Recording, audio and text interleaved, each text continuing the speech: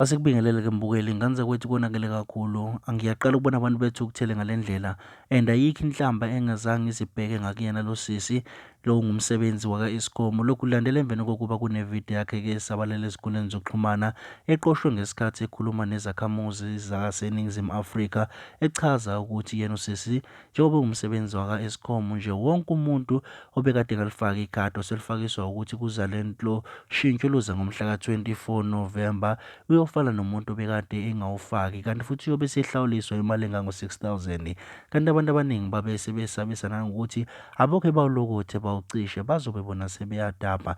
Kanza ukuthi ngale kokuchitha isikhathi nansi ividiyo oyisikuphathele yona. Uma ngabe kuwukuthi ugesi uthenge ngoba uzwe izwi lomhla ka-24 ufana nomuntu ongawuthengi ugesi uzoya kubantu bama-temper fines. Ithempa u-6,000 rand wokuthi ugesi ubuwudla mahala.